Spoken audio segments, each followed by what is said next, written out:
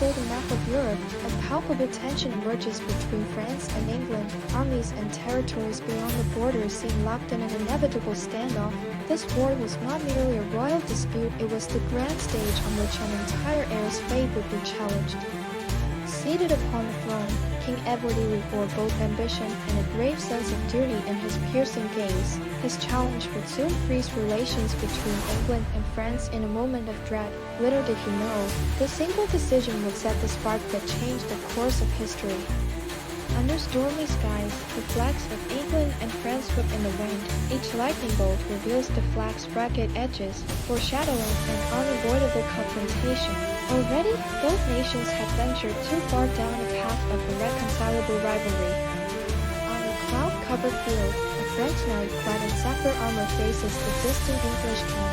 Tension crackles between these two forces, opening the door to a war that would rage for nearly 100 years. Young Henry led his men as though holding destiny in his hands. Before him lay a path shrouded in morning fog and weary soldiers' breaths, yet his resolve remained unshaken. Archers with longbows stood poised, their stares fixed on the frosty fields. No hardship could break their unwavering preparation. Step by heavy step, the men forged on through muddy paths. Yet in the backward glance was a trust in comrades and the hope that all the suffering would be repaid by a glorious victory. Henry V's voice filled the woods, igniting a spark in his exhausted soldiers. Standing on a modest wooden platform, his every word fueled the courage they needed for the trials ahead.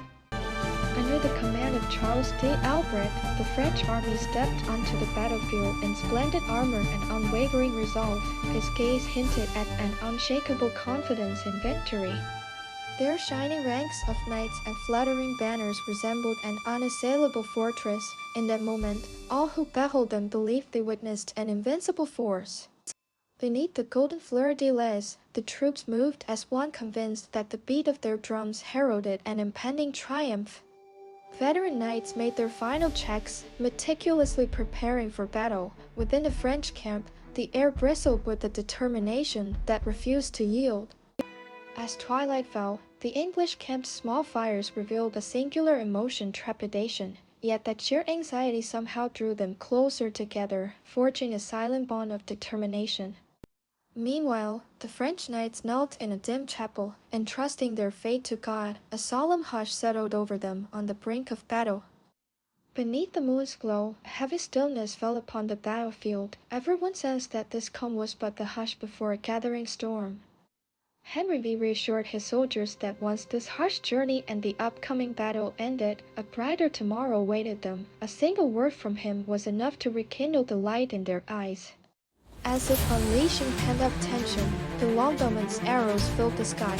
The French, confident in their might, were met with a fierce opening salvo they never expected.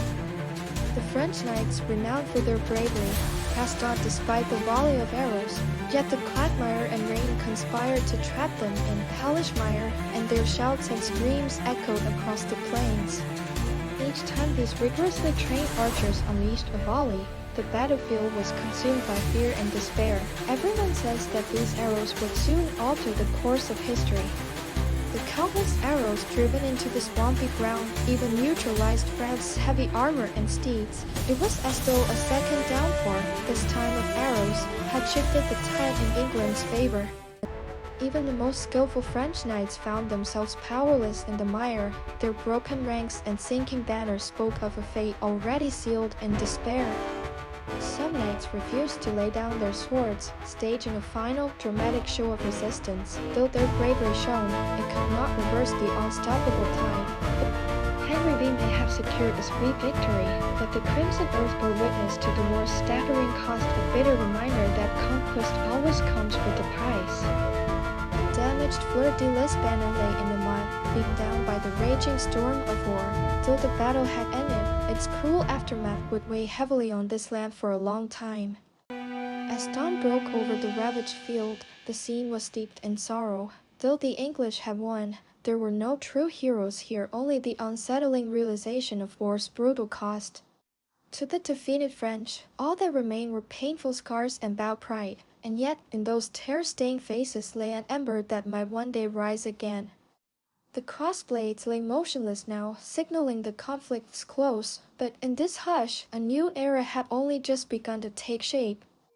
Henry V and his men held their newly claimed triumph, but their footsteps spoke of costly sacrifices and heaving sighs. Yet as morning light spread across the camp, it reminded them that life would go on, even after war. Even today, the Battle of Agincourt shines brightly in our history books, prompting us to ask, what does war truly mean? It challenges us to confront both the lessons of warfare and the boundless depths of human resolve. One lone longbow leaning against the memorial evokes thoughts of both glory and sorrow from that day. Though the war is over, what we must forever remember is not the power of force alone, but the profound meaning of noble sacrifice. Despite the war's toll, the people rose once again. The bustling market and bright laughter remind us that painful history can transform into a guiding step toward a hopeful future. The memory of Agincourt moves beyond animosity, speaking instead of reconciliation and remembrance. Here, beneath a shared sky where different banners wave side by side, history transforms from a mere chronicle of the past into a bridge toward our future.